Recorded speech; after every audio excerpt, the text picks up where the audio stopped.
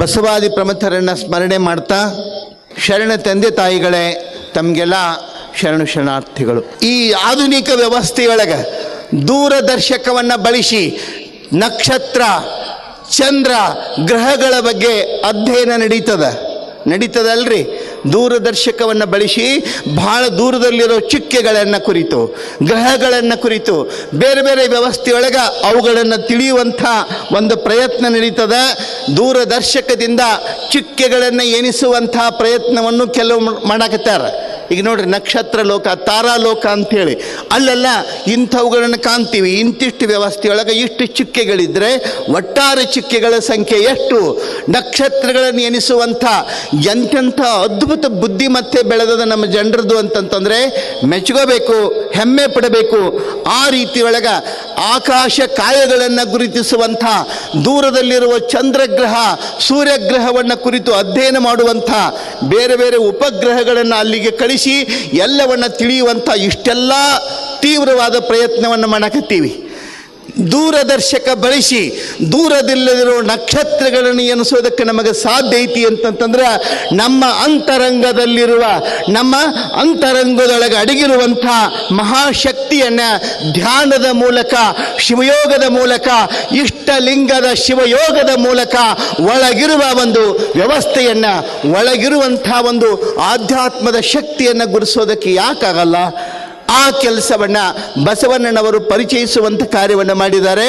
ಆ ಹಿನ್ನೆಲೆಯೊಳಗ ಬಸವಣ್ಣ ಕೇವಲ 12ನೇ ಶತಮಾನಕ್ಕಲ್ಲ, ಕೆಲವು ಮಂದಿ ಅಂತಾರೆ ಮುಗಿತ್ರಿ ಆ ಕಾಲೆಲ್ಲ 21ನೇ ಶತಮಾನಿದು ಸ್ವಾಮಿಗಳ ಎಲ್ಲಿದ್ರು ನೀವು ಅಂತ ಕೆಲವು ಮಂದಿ ಕೇಳ್ತಾರೆ. ಬಸವಣ್ಣನವರು 12ನೇ ಶತಮಾನಕ್ಕೆ ಸೀಮಿತ ಅಲ್ಲ, ಅವರು 21ನೇ ಶತಮಾನಕ್ಕಷ್ಟೇ ಅಲ್ಲ, ಇನ್ನು 1000 ಶತಮಾನಗಳು ಬಂದರೂ ಬಸವಣ್ಣ ಉಳಿತಾರೆ. ಇನ್ನುಳಿದವರು ಉಳಿಯೋದು ನೇಮಿಲ್ಲ.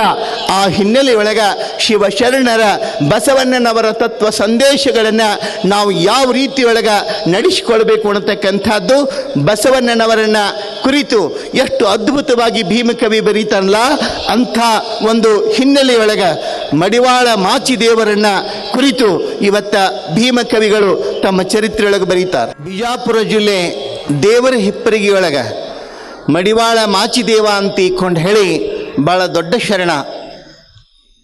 ಇವತ್ತಿಗೂ ದೇವರ ಹಿಪ್ಪರಿಗಿ, ಅದು ಊರ ಹೆಸರು ಬರೇ ಹಿಪ್ಪರಿಗಿ ಮೊದಲ. ಯಾವಾಗ ಮಡಿವಾಳ ಮಾಚಿದೇವರು ಆ ಊರಿನಿಂದ ಹೊರಡುತ್ತಾರೆ, ಅವರ ವ್ಯಕ್ತಿತ್ವ, ಕೀರ್ತಿ ಎಲ್ಲ ಕಡೆಗೂ ಬೆಳೀತದಲ್ಲ, ಅವತ್ತಿನಿಂದ ಹಿಪ್ಪರಿಗೆಯನ್ನು ದೇವರ ಹಿಪ್ಪರಿಗಿ ಅಂತ ಕರೆಯುವಂಥ ಒಂದು ವ್ಯವಸ್ಥೆ ಪ್ರಾರಂಭ ಆಗ್ತದೆ. ಮಡಿವಾಳ ಮಾಚಿದೇವ ಭಾಳ ಅದ್ಭುತವಾದ ರೀತಿಯೊಳಗೆ ಎಂಥ ಸಾಧನೆಯನ್ನು ಮಾಡ್ತಾನೆ ಅಂತಂದರೆ, ಬಸವಣ್ಣನವರ ಕೀರ್ತಿ ನಾಡಿನುದ್ದಕ್ಕೂ ಎಲ್ಲ ಕಡೆಗೂ ಕೇಳಿ ಬರ್ತದೆ. ಎಲ್ಲ ಕಡೆಗೂ ಕೇಳಿ ಬರುವಂಥ ಬಸವಣ್ಣನವರ ವಿಚಾರಗಳಿಗೆ ಮಾರು ಹೋದಂಥ, ನೋಡ್ರಿ, ಅವುಗಳಿಗೆ ಮಾರು ಹೋದಂಥ ಮಡಿವಾಳ ಮಾಚಿದೇವ ಕಲ್ಯಾಣದ ಕಡೆಗೆ ಹೊರಡುವಾಗ ಬಹಳಷ್ಟು ಕೆಲವರು ಅವ್ರ ಜೊತೆಗೆ ಹೋಗ್ತಿರ್ತಾರೆ. ಹೋಗುವ ಮಾರ್ಗದೊಳಗೆ ಕೆಲವು ಮಂದಿ ನಡುವ ಬಿಟ್ಟು ತಿರುಗಿ ಬರ್ತಾರೆ. ಮುಂದೆ ಹೋಗ್ತಿರ್ಬೇಕಾದ್ರೆ ಏನಾಗ್ತದ, ಏನು ನಡೀತದ ಅಲ್ಲಿ? ಭೀಮಾ ನದಿ ಹತ್ತದ ದಾರಿಯೊಳಗೆ,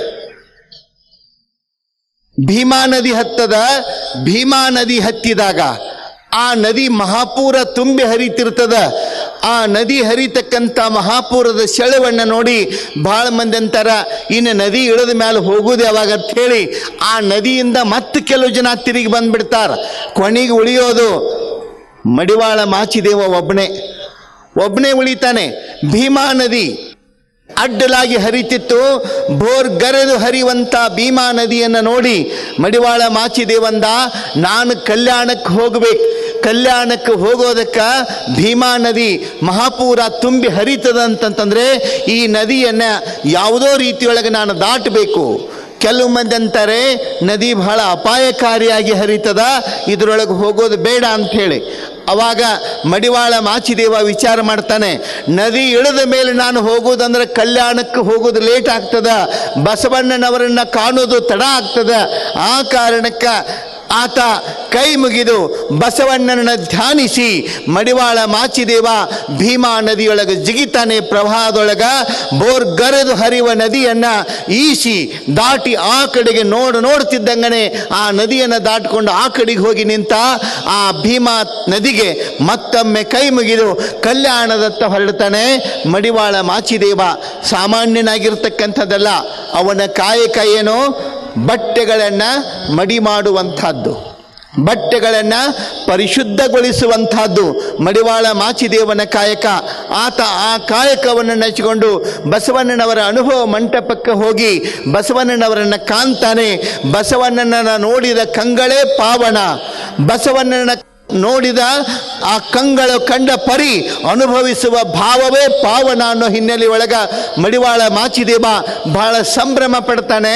ಅಲ್ಲಿ ಹೋಗಿ ಬಸವಣ್ಣನವರಿಗೆ ಕೈ ಮುಗಿದು, ಯಪ್ಪ ನನ್ನ ಜೀವನ ಪಾವನ ಆಯ್ತು ಇವತ್ತಂತಂದಾಗ ಬಸವಣ್ಣ ಅಂದ, ಶರಣರೇ ನಿಮ್ಮಣ್ಣ ನೋಡಿ ನಾನು ಪಾವನಾದೆ, ನಿಮ್ಮಣ್ಣ ನೋಡಿ ನಾನು ಪಾವನಾದೆ ಅಂತಂದಾಗ ಮಡಿವಾಳ ಮಾಚಿದೇವದ ಅಂತಾನೆ, ಸಾಮಾನ್ಯನಲ್ಲ ಬಸವ ನೀನು, ಎತ್ತ ನೋಡಿದಡತ್ತ ಬಸವನೆಂಬ ಬಳ್ಳಿ, ಎತ್ತಿ ನೋಡಿದಡೆ ಲಿಂಗವೆಂಬ ಗೊಂಚಲು, ಒತ್ತಿ ಹಿಂಡಿದೊಡೆ.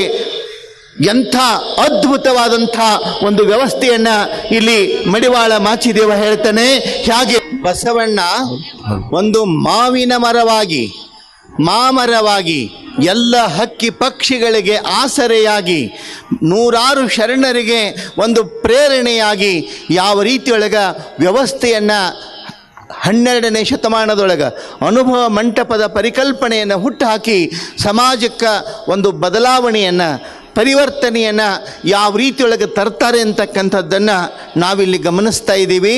ಹಾಗೆಯೇ ಮಡಿವಾಳ ಮಾಚಿದೇವ ಲೋಕದ ದೃಷ್ಟಿಯೊಳಗೆ, ಜಗದ ದೃಷ್ಟಿಯೊಳಗ ಕೇವಲ ಬಟ್ಟೆಗಳನ್ನು ತೊಳೆಯೋದು, ಬಟ್ಟೆಯನ್ನು ಮಡಿ ಮಾಡೋದು, ಹೊರಗಿನ ಬಟ್ಟೆಗಳನ್ನಷ್ಟೇ ತೊಳಿತಾನೆ ಅಂತಕ್ಕಂಥ ಪರಿಕಲ್ಪನೆ ಇತ್ತು.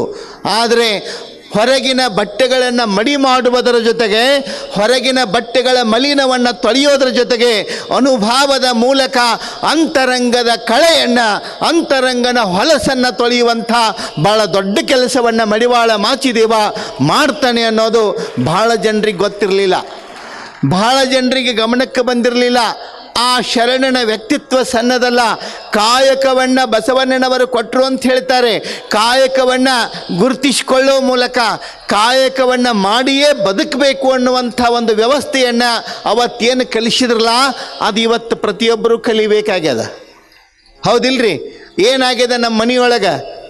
ಏನಾಗ್ಯದ ರೀ? ಒಬ್ಬರು ಇಬ್ಬರು ದುಡಿಯವ್ರು, ಉಳುಕಿದವರೆಲ್ಲ ಕುಂತ ಉಣ್ಣೋದು. ಇಂಥ ವ್ಯವಸ್ಥೆ ಬಂತಂದ್ರೆ ಯಾವ ರಾಷ್ಟ್ರ, ಯಾವ ದೇಶ ಉದ್ಧಾರ ಆಗಕ್ಕೆ ಸಾಧ್ಯ ಐತಿ?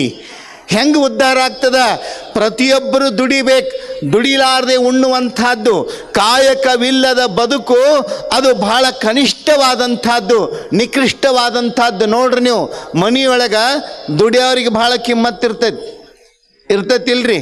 ದುಡಿಯೋರನ್ನ ಕಾಳಜಿ ಮಾಡ್ತಾರೆ. ದುಡಿದು ತರುವಂಥವ್ರು ಬಂದರು ಅಂತಂದ್ರೆ ಮನ್ಯಾಗ ನೋಡ್ಬೇಕು, ಎಲ್ಲ ವ್ಯವಸ್ಥೆಗಳೆಲ್ಲ ಆಗಿಂದಾಗ ಅಪ್ಡೇಟ್ ಆಗ್ತಿರ್ತಾವೆ. ಅಲ್ಲ ಇಲ್ಲಿ ಇದನ್ನ ಮಾಡಿ ತೊಗೊಂಡು ಬಾ, ನೀರು ತಗೋ, ಬಟನ್ ಹಾಕಿ, ಲೈಟ್ ಹಚ್, ಫ್ಯಾನ್ ಹಚ್, ಚಲೋ. ಕಾಯಕವನ್ನು ಮಾಡಿ ಭಾಳ ಜನ ಹೇಳ್ತಾರೆ, ನಿಮ್ಗೆ ಆ ಅನುಕೂಲತೆಗಳನ್ನ ಕೊಡ್ತೀವಿ, ಇದನ್ನು ಕೊಡ್ತೀವಿ, ಅದನ್ನು ಮಾಡ್ತೀವಿ, ಇದನ್ನು ಮಾಡ್ತೀವಿ. ಏನು ಮಾಡುವುದಲ್ಲ. ಬಸವಣ್ಣ ಏನು ಮಾಡಿದ? ಬಸವಣ್ಣ ಏನು ಕೊಟ್ಟ? ಭಾಳ ಮಂದಿ ಅಂತಾರೆ.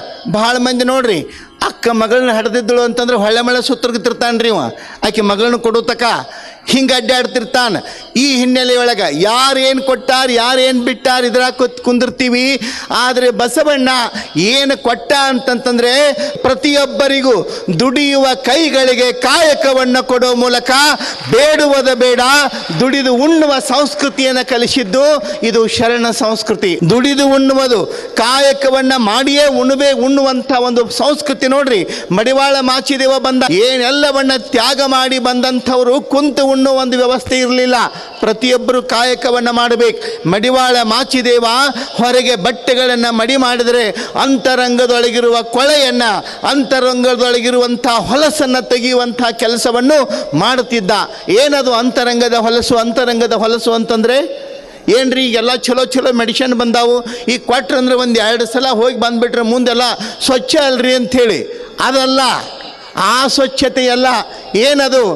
ಬಸವಣ್ಣವ್ರು ಹೇಳ್ತಾರೆ ನೋಡ್ರಿ, ಕಳಬೇಡ, ಕೊಲಬೇಡ, ಇವೆಲ್ಲ ಹೇಳಿ ಸಪ್ತ ಸೂತ್ರಗಳು, 7 ಸೂತ್ರಗಳನ್ನು ಹೇಳಿ ಕೊನೆಗೊಂದು ಮಾತು ಹೇಳ್ತಾರೆ. ಏನು? ಇದೇ ಅಂತರಂಗ ಶುದ್ಧಿ, ಇದೇ ಬಹಿರಂಗ ಶುದ್ಧಿ.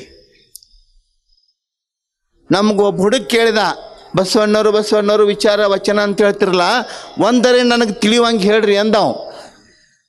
ಅಂದ ಕೂಡಲೇ ಅವನಿಗೆ ಹೇಳಿ ನಾನು, ಭಾಳ ಗದ್ಲಕ್ಕೆ ಬೀಳಬೇಡಪ್ಪ, ಒಂದು ವಚನ ಐತಿ, ಕಳಬೇಡ ಕೊಲಬೇಡ, ಅದನ್ನು ಪೂರಾ ಹೇಳ್ರಿ ಅಂದವು. ಹೇಳಿ ನಾನು ಪೂರ್ತಿ ಹೇಳಿ ಮುಗಿದ ಮೇಲೆ, ಇವನು ಇಷ್ಟುದ್ದು ಯಾಕೆ ಹೇಳಬೇಕಾಗಿತ್ತು ರೀ ಬಸವಣ್ಣವರು? ಏನು? ಕಳಬೇಡ ಕೊಲಬೇಡ, ಹುಸಿ ನುಡಿಯಲು ಬೇಡ, ಅನ್ಯರಿಗೆ ಅಸಹ್ಯ ಪಡಬೇಡ, ತನ್ನ ಬನ್ನಿಸಬೇಡ, ಇದ್ರ ಹಳಿಯಲು ಬೇಡ, ಮುನಿಯಬೇಡ, ಇಷ್ಟೆಲ್ಲ ಹೇಳೋ ಬದಲಿ ಒಂದೇ ಸಾಲು ಹೇಳಕ್ಕೆ ಬರ್ತಿತ್ತಲ್ರಿ ಅವರಿಗೆ. ಏನು? ಜೀವಂತ ಇರಬೇಡ ಅಂತ ಹೇಳಿದ್ರೆ ಸಾಕಾಗಿತ್ತು, ನಾನು ಸಾತ್ತು ಬಿಡ್ತಿದ್ನಿ ಅಂದವು. ಇದನ್ನೆಲ್ಲ ಯಾವ ಮಾಡೋಕ್ಕಾಗತ್ರಿ? ಇದೆಲ್ಲ ಯಾವ ಮಾಡವ? ಕಳಬೇಡ ಕೊಲಬೇಡ ಮತ್ತು ಆಗುವರಿ ಸುಳ್ಳು ಹೇಳುದ. ಬದುಕಂದ್ರೆ ಹಂಗೆ ಆಗೋದಿಲ್ರಿ ಸ್ವಾಮಿಗಳ, ನೀವು ಹೇಳಿದಟ್ಟು ಸರಳ ಇರೋದಿಲ್ಲ.